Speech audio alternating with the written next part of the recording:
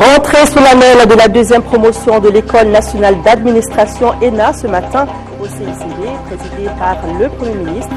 81 élèves fonctionnaires entrent cette année dans la nouvelle ENA.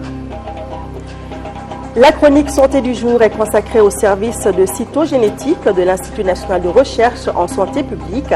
Ce centre traite de l'infertilité qui peut être aussi bien de source féminine que masculine.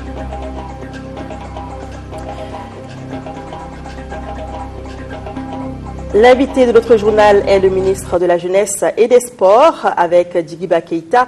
Il sera question du projet Jeunesse et Entrepreneuriat durable qui sera lancé demain au Mali. Nous vous dirons tout sur le projet. Bonsoir à tous. Lundi 20 février, bienvenue à ce journal. Rentrée solennelle ce matin au CICB de la deuxième promotion de l'École nationale d'administration ENA. Pour cette année, ils sont 81 élèves fonctionnaires à être admis au concours d'entrée à cette école. Pour le Premier ministre, Sissi Mariam Kaïdama Sidibé, qui présidait la cérémonie, la renaissance de l'ENA avec un régime judiciaire et des missions renouvelées s'inscrit dans le cadre de la promotion des ressources humaines de notre pays. Reportage Amadou Sankari. 4 mois après leur admission au concours d'entrée à l'École nationale d'administration, les 81 élèves fonctionnels de la deuxième promotion de l'ENA se retrouvent pour cette rentrée solennelle.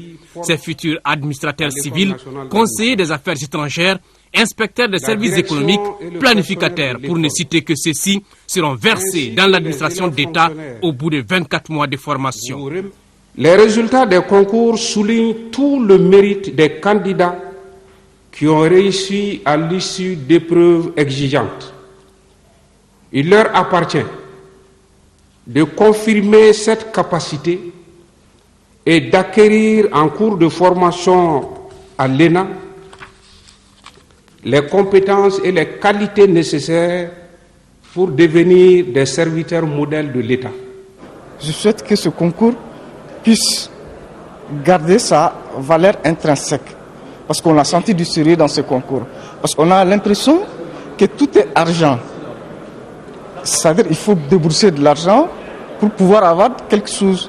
Or, ça, on a remarqué que les gens ont été recrutés par leurs compétences. Même si des efforts ont été enregistrés en 2011 en matière de taux de réussite, pour le directeur général de l'ENA, des efforts doivent être faits pour une meilleure préparation des candidats au concours.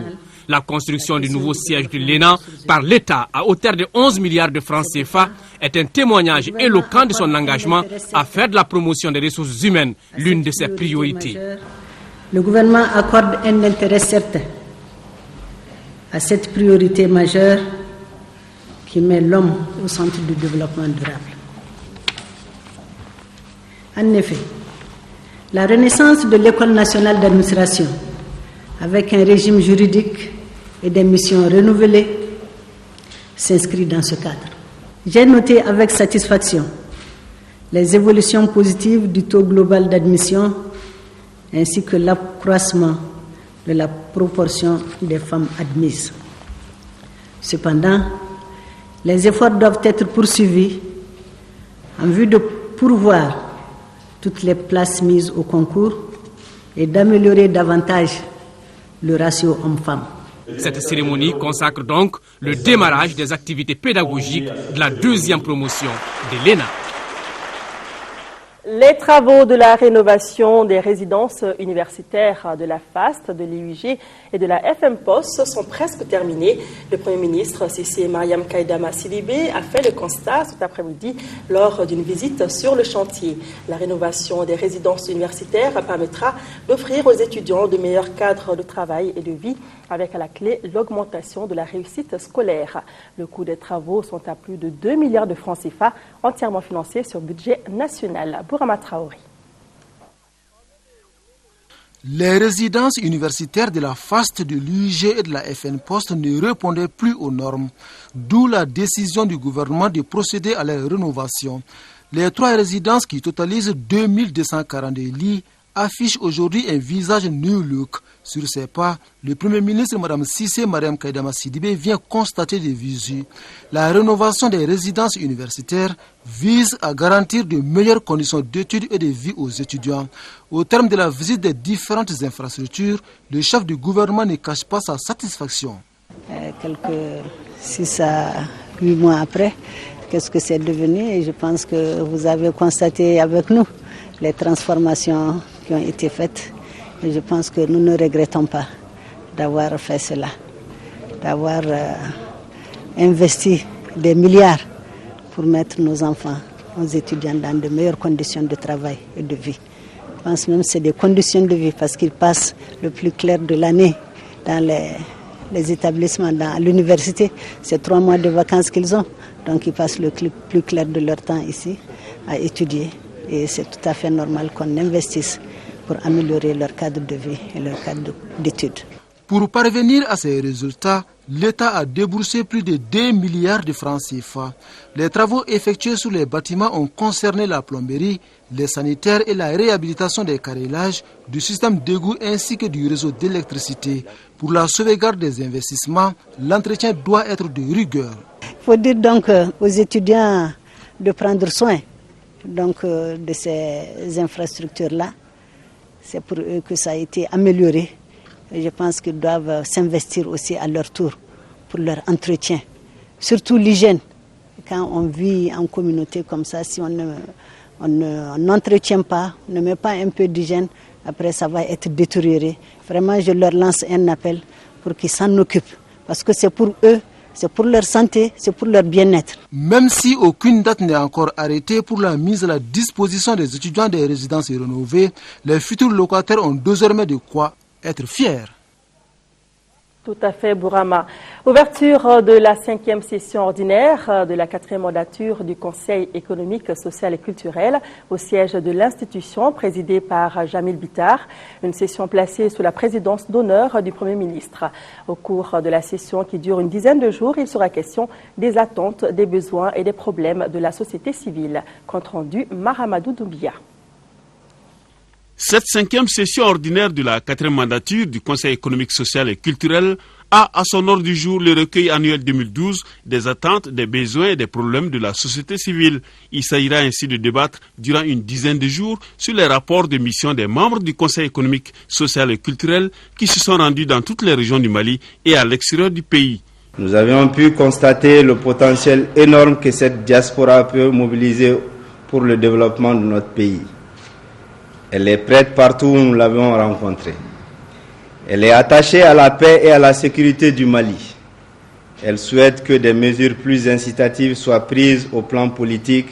Cette 5e session ordinaire reste donc marquée par une particularité qu'on ne saurait passer sous silence. Il s'agit en plus des élections présidentielles du conflit du Nord Mali. Pour ce cas précis, une minute de silence a été observée en la mémoire de nos soldats disparus. Cette session s'ouvre donc dans un contexte particulier, marqué d'une part l'organisation des élections générales au terme des échéances électorales qui doivent permettre à notre peuple de renouveler les institutions de la République et d'autre part la crise grave que les Maliens font subir à notre pays, exprimant ainsi au moyen des armes leur volonté aux soldats morts pour la République et à ceux qui sont tombés victimes innocentes sous les balles des frères ennemis, nous exprimons notre profonde affliction et adressons à leurs familles nos condoléances très attristées.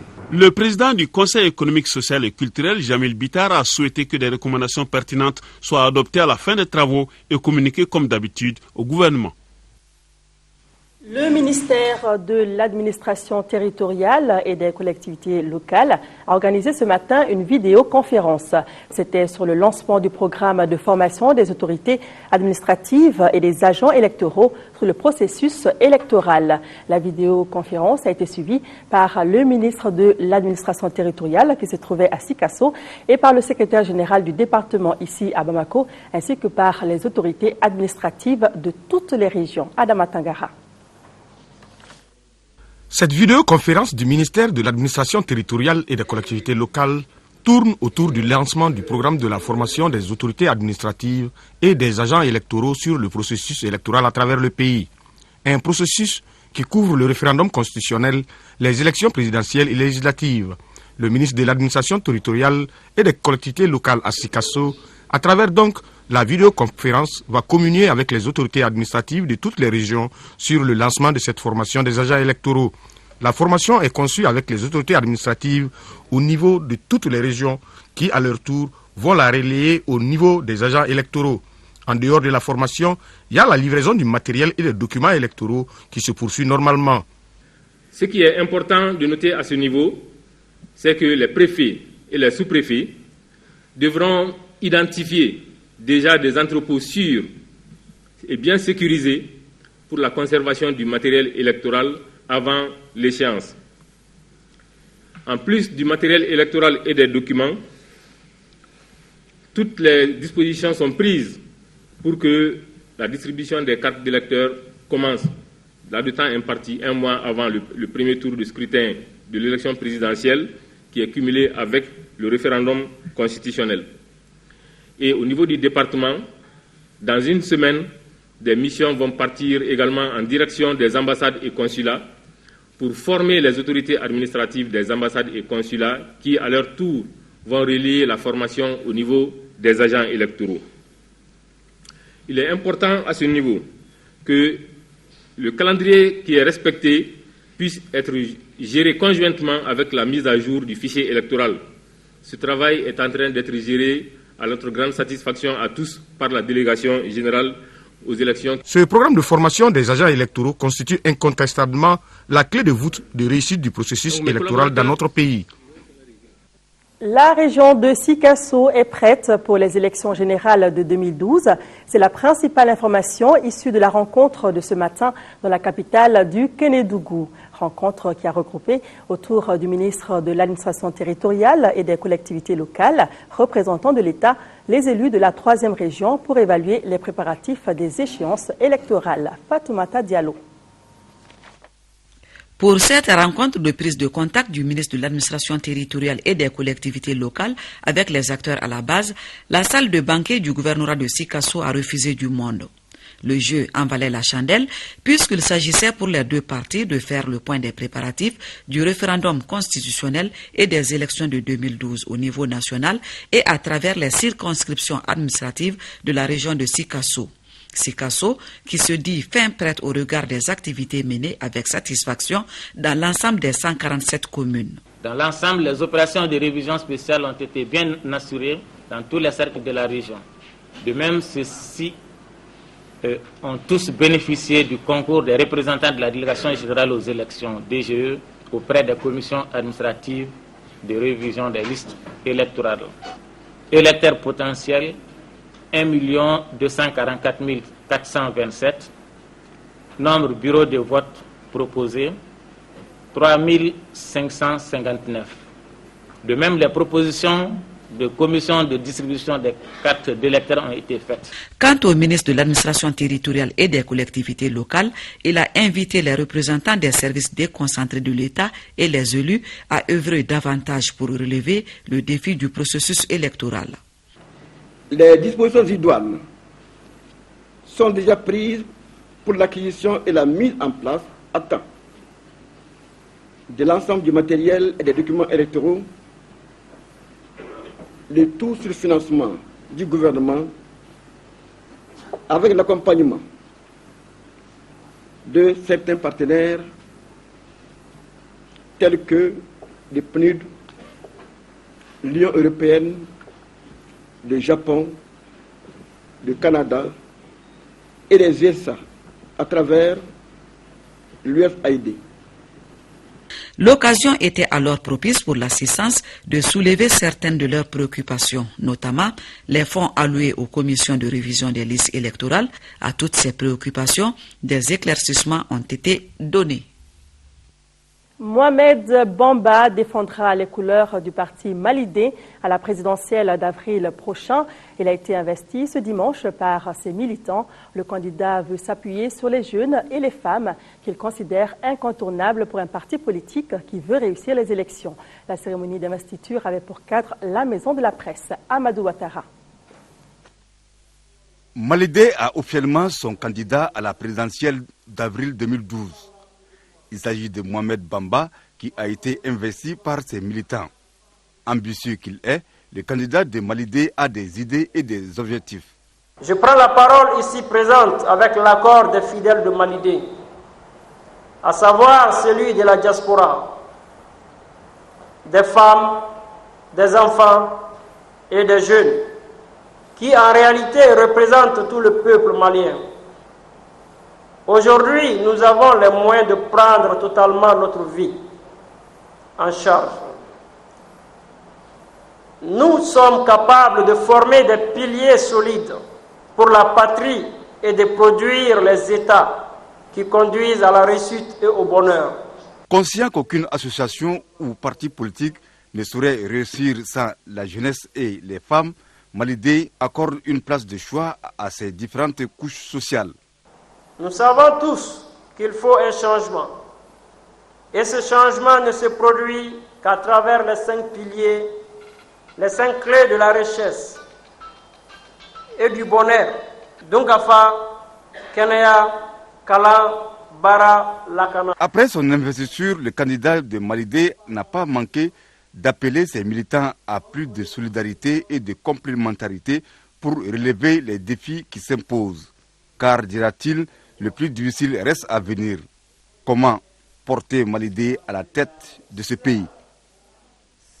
Politique toujours, l'Union des Patriotes pour la République, URP, a échangé avec la presse ce matin au centre des échanges, la question du Nord, les élections et le référendum. Le parti souhaite l'instauration des débats francs autour du sujet pour mieux édifier les Maliens sur ce qui se passe actuellement. Reportage Boubacar Sissoko. Cette conférence de presse a abordé la situation sécuritaire au Mali, notamment dans le Nord, les élections de 2012 et la réforme constitutionnelle. Pour les dirigeants de l'Union des Patriotes pour la République, URP, il est urgent de prendre des mesures pour sécuriser les populations. L'instauration d'un débat politique franc est indispensable pour édifier les populations maliennes sur ce qui se passe maintenant, ont estimé les dirigeants de l'Union des Patriotes pour la République. Le parti de l'Union des Patriotes pour la République, URP, a donc invité la presse à véhiculer la bonne information pour mieux édifier le peuple sur toutes les questions qui préoccupent. Le plaidoyer en faveur de l'adoption par les Nations Unies de la Journée mondiale de la radio a commencé ce matin ici à Bamako. C'est pour inciter les décideurs à créer une dynamique afin que toutes les couches de la société aient accès à la radio d'une part et informer l'opinion sur l'importance de cette radio. Alpha Maïga. La radio est un moyen de communication de masse. Elle est accessible quels que soient les moyens du citoyen. Dédier une journée mondiale à l'outil qu'est la radio n'est point une surprise. Et c'est dans ce contexte que se tient cette journée dénommée Journée de plaidoyer en faveur de l'adoption par les Nations Unies de la Journée mondiale de la radio. Par l'expérience du projet IRA, dont les résultats sont encourageants, ces documents le témoignent, Radio Rurale Internationale vient de démontrer l'innovation, les changements et transformations que la radio peut apporter à l'ensemble des secteurs de développement de notre pays. Ainsi, la journée de plaidoyer qui regroupe les acteurs de la radio au Mali, les chercheurs, les institutions internationales, les ONG entre autres, a pour but essentiel d'inciter les décideurs à créer un dynamisme pour que toutes les couches de la société aient accès à la radio et ensuite informer l'opinion sur l'importance de la radio. Nous avons même l'habitude d'entendre la radio est réafo. Il s'agit là d'une crédibilité incontestable qui est aussi fondée sur la magie que constitue la technologie de la radio. C'est vrai, la radio est faux, la radio l'a dit, parce que cet instrument magique qui peut s'adresser à des milliers et à des milliers de personnes au même moment, sur des lieux complètement éloignés les uns des autres, relève forcément, pour ceux qui découvraient la radio, relevait de la magie. Et tout ce que cette boîte magique pouvait dire ne pouvait être que vrai. Occasion pour Sidiki Mfa Konaté, porte-parole du gouvernement, de souligner qu'il faut réinventer la radio davantage, aider les citoyens à consolider la culture radiophonique. D'ailleurs, la remise du prix du lauréat Georges Atkim 2011 à vieux Fatogoma Sanogo de la radio Famakan de Fana en est une illustration. Le PDS, qui est la volonté politique forte du président Amadou Toumani Touré, offre une place de choix dans sa conception et dans sa mise en œuvre à la liberté d'expression et d'opinion comme axe majeur de notre politique de promotion de la démocratie. La remise solennelle du projet ira sur la campagne radio participative, la sécurité alimentaire, le nouvel âge de la radio au ministre de la Communication a été un moment fort de la cérémonie de la journée de plaidoyer. Le projet jeunesse et entrepreneuriat durable sera lancé demain au Mali. C'est dans ce cadre que les ministres des départements en charge de l'emploi et de la jeunesse ont rencontré ce matin la présidente mondiale du projet. Il s'agira à travers cette rencontre de sensibiliser les jeunes sur l'auto-emploi et promouvoir la culture entrepreneuriale au Mali. Plus de 200 jeunes prendront part à cette rencontre et les 50 bénéficiaires des projets sont déjà sélectionnés. Agali Agissa. Dans le cadre de l'entrepreneuriat, notre pays a déjà lancé son deuxième programme de 5 ans. Malgré la multitude de structures spécialisées dans la culture de l'entrepreneuriat, les jeunes traînent le pas vers ce secteur. Par rapport à l'entrepreneuriat jeune, il y a beaucoup de dispositifs qui existent. Par rapport à tout ce qui est appui financier ou appui non financier, nous sommes presque un pays champion. Le dispositif est là. Les idées de projet ne sont pas là parce que les jeunes ne sont pas préparés à cela. Demain, nous organisons le sommet Yes Mali et ce sommet sera lancé officiellement par le président. À peu près 200 jeunes seront venus pour apprendre sur l'entrepreneuriat. Il sera question qu'on apprenne aux jeunes à prendre leur destin en main en devenant des entrepreneurs. Les 50 premiers que nous allons recruter vont commencer dès demain. Par rapport au profil des uns et des autres, tous les secteurs qu'ils vont choisir vont être soutenus. La rencontre de demain va renforcer ces initiatives saluées par l'assistance au cours du débat. La rencontre de Bamako devra aboutir à des recommandations en vue d'élaborer le programme de mise en œuvre du nouveau projet. Le projet jeunesse et entrepreneuriat durable sera donc lancé demain au Mali. Pour en parler, nous recevons dans ce journal le ministre de la Jeunesse et des Sports, Djigiba Keïta. Monsieur le ministre, bonsoir. Bonsoir. Merci d'être avec nous donc sur ce plateau. Alors, vous lancez demain le projet jeunesse et entrepreneuriat durable. On l'a entendu dans ce reportage, il s'agit d'aider les jeunes à s'auto-employer, donc à créer leur emploi. Mais comment ça va se passer exactement, ce projet ? Je vous remercie. Vous savez que le 1er février dernier, le gouvernement du Mali a adopté le programme cadre de développement de la jeunesse, dont l'ambition essentielle est de travailler à l'autonomisation de la jeunesse. C'est-à-dire, nous voulons que la jeunesse du Mali prenne son destin en main. Et le plus gros problème posé à tout gouvernement depuis ces derniers temps, c'est quand même l'emploi des jeunes. Et nous avons réalisé que, étant de culture française, l'impact de la colonisation, on peut dire les acquis ou l'impact négatif de la colonisation, fait que on croit que c'est la fonction publique qui seule procure l'emploi. Et donc l'autonomisation de la jeunesse, c'est ce nouveau projet que nous voulons lancer pour que les jeunes prennent leur destin en main. On va leur apprendre à être des entrepreneurs par la culture entrepreneuriale que nous allons entrer au niveau des universités. D'accord. Alors on sait que plusieurs actions ont déjà été menées, ils sont même en cours pour réduire le taux de chômage dans notre pays. Mais en quoi est-ce que ce projet sera différent des autres ? Ce projet sera différent parce que nous travaillerons à former les jeunes, encore une fois, à monter des entreprises et à les gérer eux-mêmes. De sorte qu'ils ne seront pas employés par l'État ou par un autre privé, c'est eux-mêmes qui vont s'employer. Et grâce à l'appui dont ils vont bénéficier, ils pourront eux aussi donner de l'emploi à d'autres jeunes. D'accord. Alors on sait que 50 jeunes ont été sélectionnés. Qu'est-ce qui est mis à leur disposition ? Il est mis à leur disposition les outils de travail dont le premier élément est la formation. Ils seront tous ensemble pour 3 bonnes semaines de formation et les 50 vont être répartis dans différentes entreprises pour le reste de l'année. Pendant 1 an, ils seront formés et dès qu'ils finissent, ils ont l'outil nécessaire, l'argent nécessaire, les besoins financiers nécessaires pour commencer à mettre en œuvre ce qu'ils ont appris. Donc, question finance, tout est déjà calé. Oui, parce que vous savez que les outils existent au Mali. Vous savez, quand vous prenez le ministère de l'Emploi et de la formation professionnelle, il y a beaucoup de fonds à la disposition des jeunes. Mais tellement ils ont peur de se risquer que les fonds dorment. Les banques proposent souvent de l'argent aux jeunes. Des fonds remboursables. Oui, c'est remboursable. Parce que là, il faut un peu de rigueur, il faut qu'ils soient suivis par qui de droit. Mais les jeunes, ils ne viennent pas. Et donc, nous allons faire cette culture de l'entrepreneuriat, qu'ils comprennent que non. Mais prenez l'argent, prenez le risque d'être indépendant et de donner du travail à d'autres. Donc, c'est cet objectif que nous visons avec l'appui de cette grande dame qui est la présidente du YES, Mme Poram Aloualia, qui est sur ce projet-là depuis 12 ans maintenant. Mais le Mali qui va être le terreau pour faire ce premier lancement avec le chef de l'État qui est désigné parrain du YES Générateur. D'accord, donc c'est vrai que les jeunes, ce ne sont pas les idées qui manquent. Il faut juste souvent un coup de pouce pour les aider à sortir donc de ce chômage et surtout à s'affirmer dans le travail. À s'affirmer, à comprendre qu'il peut prendre le risque d'aller à l'aventure de l'entrepreneuriat. D'accord. Voilà. En tout cas, on va souhaiter bonne chance au projet, le projet donc jeunesse et entrepreneuriat qui va être lancé demain ici au Mali. Demain, ce sera au CICB. Inch'Allah. Très bien. Merci, Monsieur le Ministre, d'être passé sur notre plateau. Je rappelle donc que vous étiez là sur notre plateau donc, pour nous donner d'amples détails sur le projet Jeunesse et Entrepreneuriat qui sera lancé demain, mardi 21 février. Merci.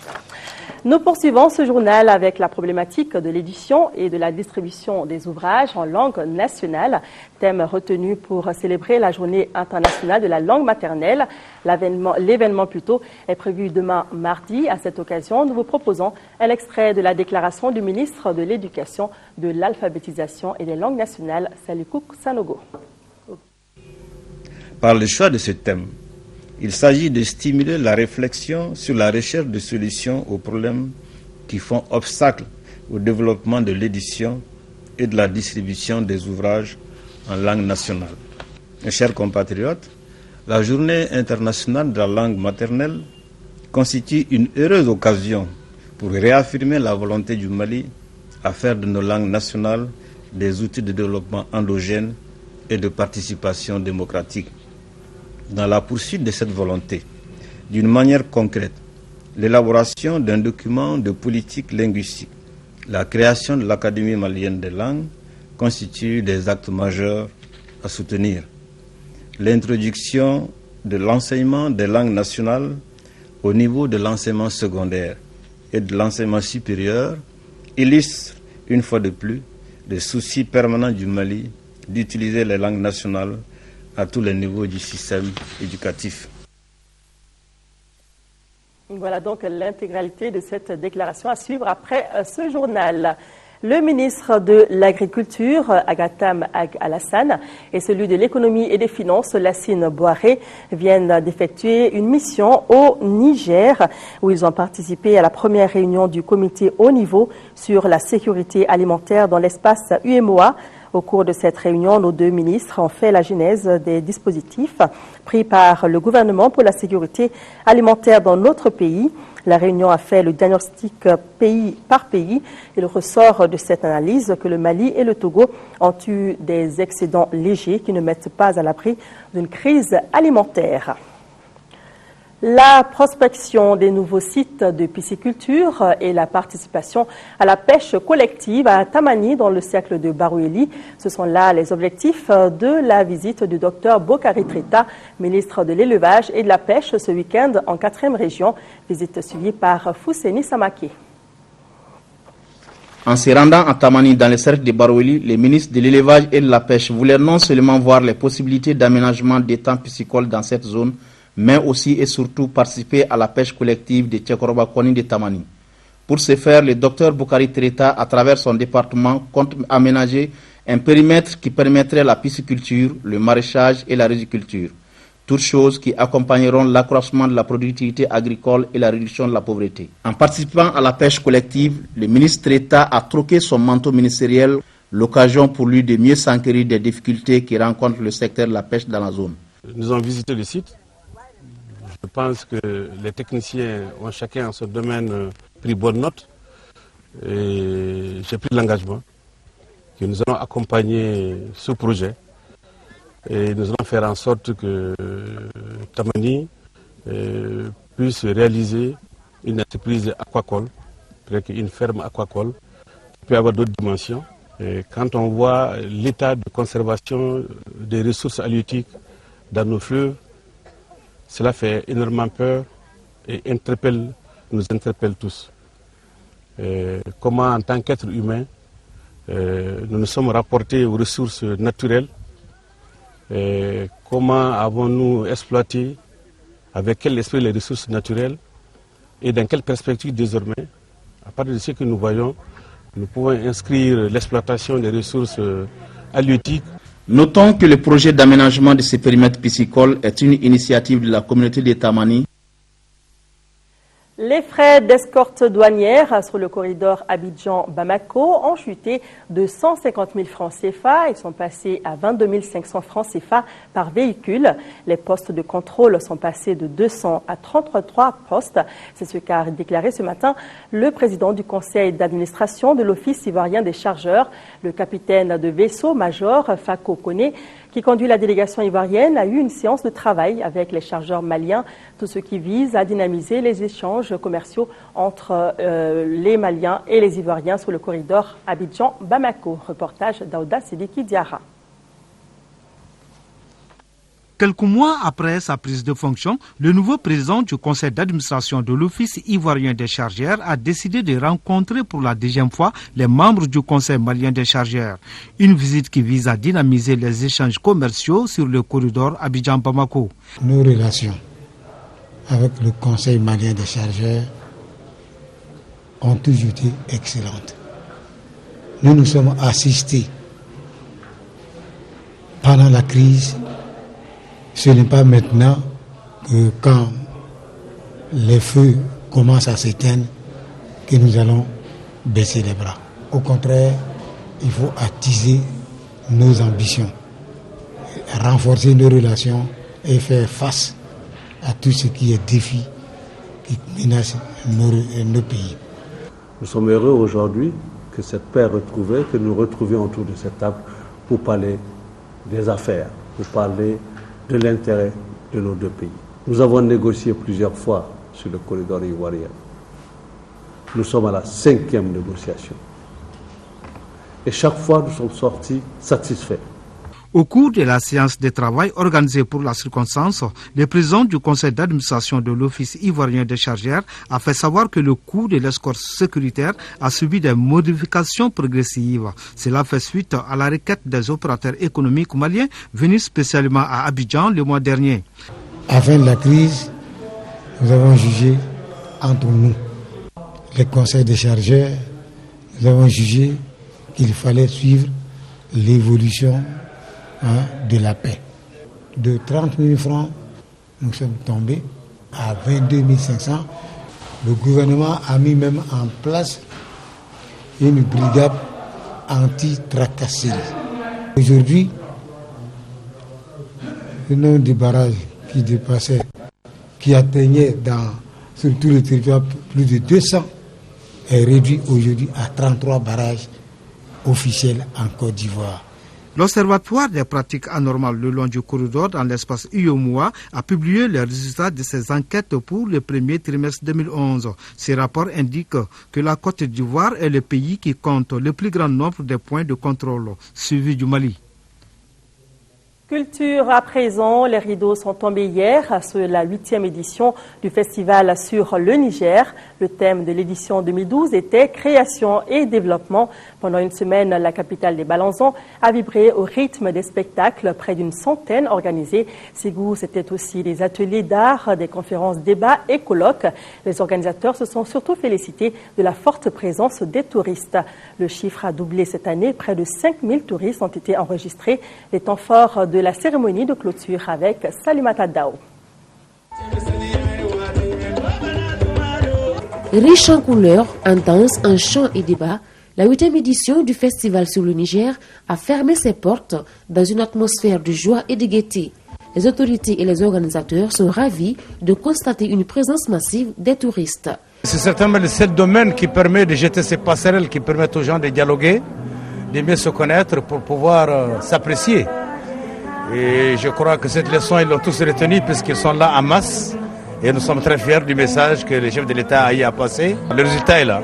On ne comptait pas sur autant d'étrangers, eu égard aux interdictions. Mais le nombre s'est multiplié par 2 parce qu'il y a eu 2 fois ou 3 fois plus de Toubabs et d'étrangers, d'occidentaux que l'année dernière.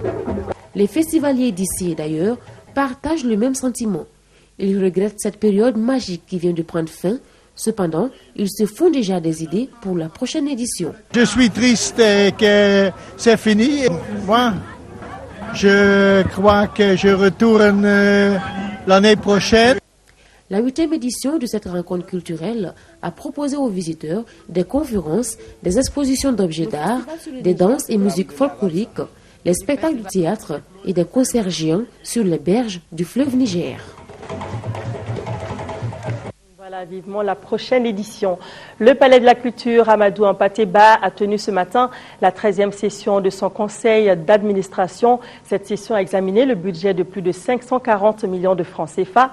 Pour cette année, des grandes actions sont en cours pour que le Palais de la Culture puisse satisfaire les nombreuses sollicitations des usagers pour la promotion de l'art et de la culture. Boubacar Sissoko. Cette 13e session du conseil d'administration du Palais de la Culture Amadou Hampâté-Bâ a examiné et défini les grandes orientations de cette structure. Cette structure est un lieu d'expression et de promotion de l'art et de la culture au Mali. La session est donc consacrée essentiellement à l'examen du budget programme de 2012.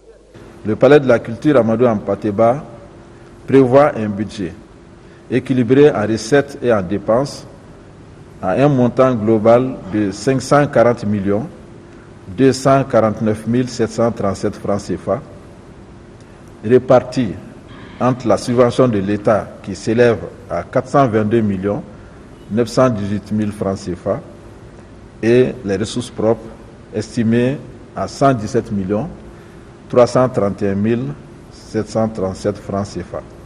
Les analyses et les orientations effectuées par les administrateurs au cours de cette session contribueront à optimiser les actions du Palais de la Culture en faveur du développement des industries culturelles au Mali. La structure dispose cette année d'un financement extérieur d'un montant de 25 millions destiné à soutenir le projet de jeunes talents dénommé Sogomadolo. Cette initiative est appuyée par le projet de renforcement des capacités de l'action culturelle du ministère de la Culture, un partenariat avec la coopération espagnole. À cet effet, l'institution entend réaliser plusieurs actions, au nombre desquelles on peut noter l'organisation de la 3e édition du week-end culturel du Palais de la Culture, la réalisation d'un château d'eau et la reprise du câblage électrique de l'ensemble de la cour. Ces actions engagées par la direction devront permettre au Palais de la Culture Amadou Hampâté-Bâ de satisfaire aux nombreuses sollicitations des usagers pour les grands rendez-vous du donner et du recevoir.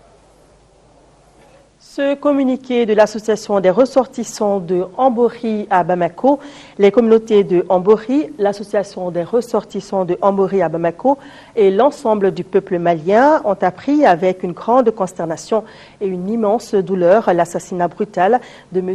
Moussa Balobo Maïga, chef de village de Ambori dans la nuit du 18 février 2012. La population de Ambori condamne avec la dernière rigueur cet acte ignoble et criminel qui a visé cet homme de paix qui a œuvré toute sa vie durant pour le rapprochement et la cohésion entre toutes les communautés de Ambori. Elle exprime toute sa solidarité à la famille du patriarche. Elle réaffirme son soutien aux autorités nationales dans la recherche inlassable de solutions durables à la sécurité des personnes et de leurs biens, dénonce la terreur et le crime comme méthode de revendication dans le Mali démocratique et pluriel. Les ressortissants de Ambori appellent en ces moments difficiles et pénibles à la préservation des liens séculaires d'alliance, de paix et de fraternité qui unissent le village d'Ambori à toutes les communautés du Gourma. Le ministère de la Défense et des anciens combattants vient de recevoir des chèques allant de 10 à 50 millions de francs CFA offerts par des citoyens maliens. Ces généreux donateurs apportent ainsi leur contribution à l'armée malienne et aux familles des victimes des attaques au Nord Mali. Reportage Mariam Sagara. Pour la défense de l'intégrité du territoire, des citoyens en leur manière aident l'État par des dons et soutiens. Ce chèque de 10 millions de francs CFA est remis ici par la société Kouma. Cette société, dit-elle, s'est inspirée de l'acte d'un vendeur d'eau pour s'y mettre. On m'avait fait savoir il n'y a pas longtemps que tout a commencé par un ambulant, un jeune qui vendait de l'eau, qui a commencé avec 2000 francs CFA. Et c'est ce qu'il pouvait. Donc c'est lui qui a commencé et c'est ça qui nous a donné aussi, qui nous a mis sur cette piste. Je demanderai à tout bon citoyen de faire la même chose que ces petits. Au nom de cette solidarité culturelle dans notre pays, un citoyen qui a souhaité garder l'anonymat a remis un chèque de 50 millions de francs CFA, tenez-vous bien. Ce dernier a confié à la hiérarchie militaire que son seul souci est le respect de notre devise « Un peuple, un but, une foi ». Quant à la société GDCM, le grand grenier du Mali, il tient à préciser que ces 30 tonnes remises à l'armée est à partager entre les combattants et les familles des victimes. Des réactions nous sont parvenues suite à l'assassinat du chef de village de Ambori. Le parti SADI, Solidarité africaine pour la démocratie et l'indépendance, l'URD, l'Union pour la République et la démocratie, le Parti pour la solidarité et le progrès PSP, l'Union nationale des associations des femmes musulmanes du Mali, le collectif des ressortissants du Nord coréenne, le collectif des groupements intervenant dans l'assainissement du Mali, COGIAM, l'association pour le développement de la commune rurale du Aéré Boni, condamnent tous fermement l'assassinat du chef de village de Ambori, Moussa Balobo Maïga, le 18 février dernier par des bandits armés qu'ils qualifient d'actes crapuleux, présentent leurs condoléances à la famille du disparu et prient pour le repos de son âme. Le club Innerwil Bamako Koulouba a remis ce matin un important lot de médicaments au centre de santé communautaire de Bolibana. Par ce geste, le club entend venir en aide aux couches les plus démunies. Reportage Sokona Kamisoko. Le club Innerwil Bamako Koulouba a respecté une fois de plus la tradition. Il vient de remettre un important lot de médicaments et de produits pharmaceutiques au centre de santé communautaire de Bolibana. Ce don pour les initiateurs permettra non seulement d'alléger la tâche du personnel soignant, mais aussi de venir en aide à ceux qui en ont besoin.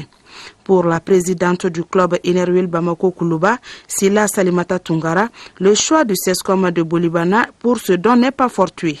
La cérémonie qui nous réunit aujourd'hui est importante pour moi à double titre. D'abord parce qu'elle reflète une fois de plus notre idéal de servir autrui, mais aussi et surtout me donne l'heureuse occasion de rendre un vibrant hommage à mon grand-père, Feu El Haj Daouda Diawara. Daouda Diawara fut l'un des premiers médecins du Soudan français. Il consacra une bonne partie de sa riche carrière au dispensaire de Bolibana. C'est dans ce contexte, mesdames et messieurs, que le club Innerwil Bamako Koulouba, sous ma présidence, a décidé de faire un don de médicaments et de produits pharmaceutiques à l'Assako Bako pour aider notre dispensaire à prendre en charge les plus démunis. Les bénéficiaires ont salué le geste à sa juste valeur. C'est un devoir de mémoire qu'elle fait aujourd'hui à travers son organisation. Et ce devoir de mémoire mérite qu'on le salue, qu'on le loue, qu'on le reconnaisse. Aujourd'hui, c'est un centre de santé qui n'a pas beaucoup de moyens et ce sont des actes de ce genre qui nous permettent d'avoir confiance en l'avenir et qui nous permettent de subvenir à beaucoup de nos besoins. La visite des locaux a mis fin à la cérémonie. Sport, football, championnat national Ligue 1. La Jeanne d'Arc de Bamako a largement gagné 4-1 contre le Sigui de Caille. Auparavant, le Djelibacé a été encore tenu en échec par l'AS Real de Bamako à 1. Toutes les deux rencontres ont eu lieu hier au stade du 26 mars. C'était au compte de la 11e journée. Résumé des matchs avec Diarra Konaté. Le Djoliba AC, leader du championnat, a été tenu en échec par le Real de Bamako. Les Scorpions, après leur victoire lors de la 10e journée, n'avaient d'autre préoccupation que de se relancer dans la course avec une victoire. L'AS Real fait un jeu égal avec le Djoliba AC. Ils vont même trouver le chemin défilé à la 43e minute. Un but marqué par Ali Badrasila. 1-0 score à la pause. Au retour des vestiaires, les Rouges de Bamako s'organisent mieux pour établir la parité à la 67e minute par Salif Koulibaly. 1-1, c'est le score final. La chance nous en manque un peu. Le Djoliba, c'est une équipe à respecter. C'est un grand club au Mali. Le Real également, c'est un grand club. Je pense que l'équipe qui a eu la chance de marquer le premier devait être en position de force. On a été en position de force, mais malheureusement, on a pris un but par manque de concentration. On a pris un but en cours du jeu, donc je pense que c'est quand même aujourd'hui, si on avait gardé notre lucidité devant les buts, notre sang-froid, on aurait quand même gagné ce match. C'est l'un des matchs quand même les plus faciles qu'on a eu et qu'on n'arrive pas à gagner. C'est dommage qu'on n'a pas pu se concentrer pour finir les actions. Pour la 10e rencontre, le Sigui de Caille en déplacement tombe sur un adversaire plus fort. La GIA, qui n'avait d'autre solution que de surprendre l'adversaire, réussit 4 buts. 3 buts inscrits par Bougadar Fomba et un de Amadou Gakou. L'unique but caïsien est l'œuvre de Mamadou Diallo sur penalty. Le Sigui de Caille a terminé le match 10 contre 11 suite à l'expulsion de l'auteur du but à la 58e minute. Le ballon, c'est comme ça. Ils sont venus pour gagner. Mais tu as vu, le premier tiers, de toute façon, ça passait. Aujourd'hui, on est perdu. Si on est perdu aujourd'hui, c'est pas fini ce championnat. Je sais que Janda il va venir Caille, non? Il va venir Caille. C'était prévisible, c'est pas arraché dans la douleur. Dans la mesure où j'avais conçu une bonne équipe aujourd'hui, et puis l'équipe s'est comportée d'une manière honorable, vraiment j'ai senti la victoire. La Jeanne d'Arc de Bamako gagne largement 4-1 devant le Sigui de Caille. La chronique santé du jour est consacrée au service de cytogénétique de l'Institut national de recherche en santé publique. Le plus jeune service de l'Institut nous rappelle que l'infertilité du couple peut être de source féminine comme elle peut être de source masculine. Selon une étude récente faite sur des cas d'infertilité des couples référés, 20 à 23% des hommes référés n'ont pas de spermatozoïdes dans l'éjaculat alors que 62% d'entre eux ont souffert dans le passé de bilharziose urinaire. Focus Santé, une réalisation de Tessira Emmanuel Dambéli.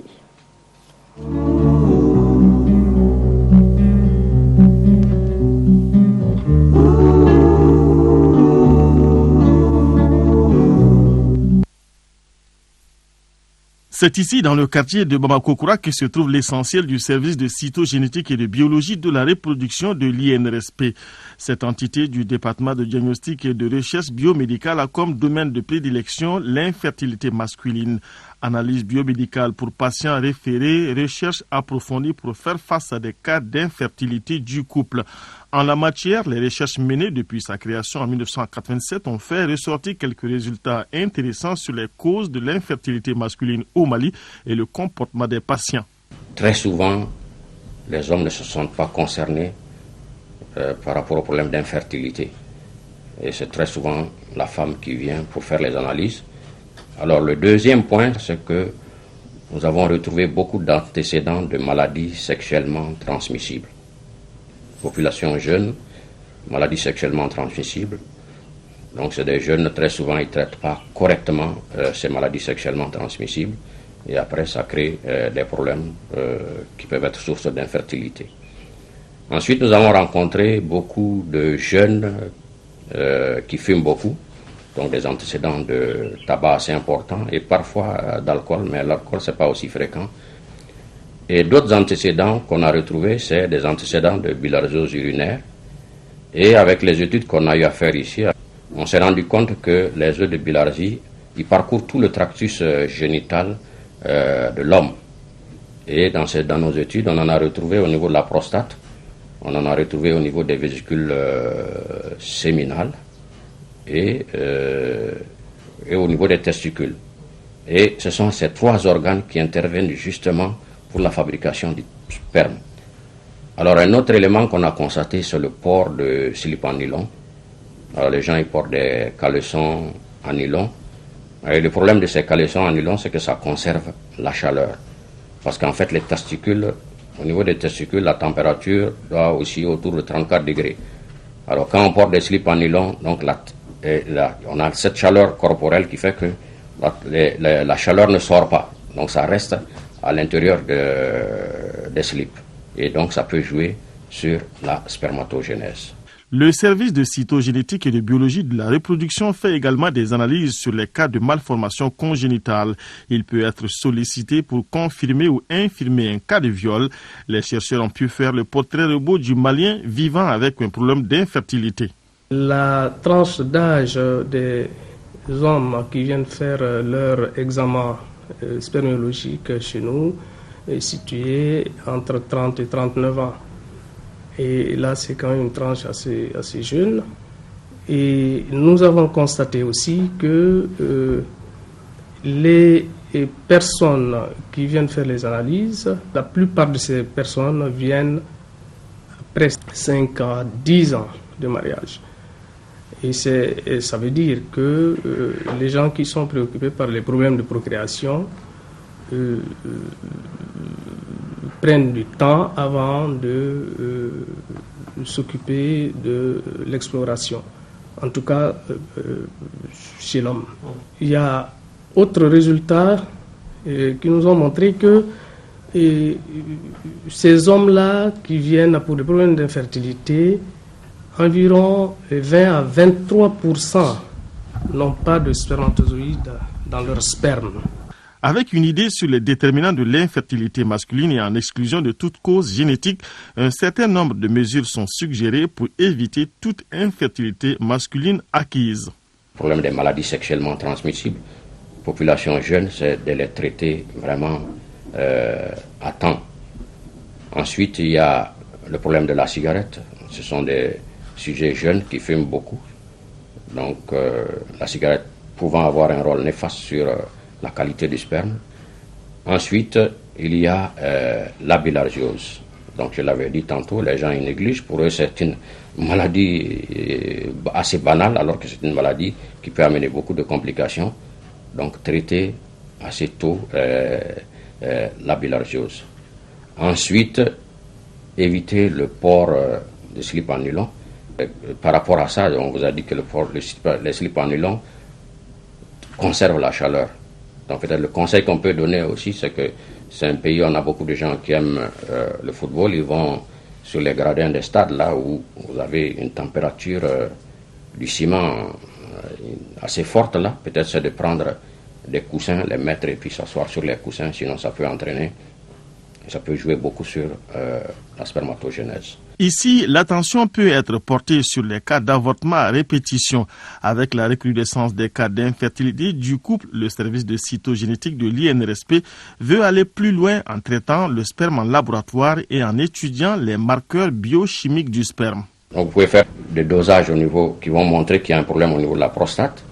Vous pouvez faire des dosages qui vont montrer qu'il y a des problèmes au niveau des vésicules séminales ou de l'épididyme. Alors quand on sait que c'est à tel niveau qu'il y a le problème, on peut agir assez vite. La deuxième perspective que nous avons, c'est de pouvoir en laboratoire traiter le sperme. On traite et puis ça permet de faire des inséminations.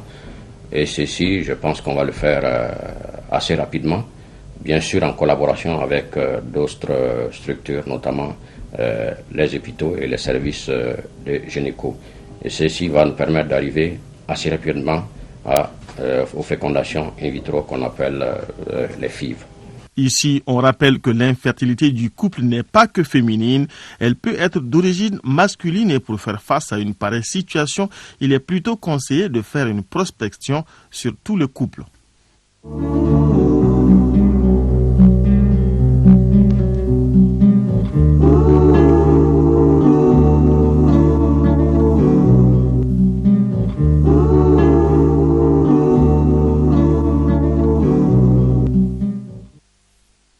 Le forum de Bamako s'est déroulé du 16 au 18 février dernier. À la fin des travaux, les participants, comme à l'accoutumée, ont, au cours d'une rencontre à Koulouba, remis leurs conclusions au président de la République.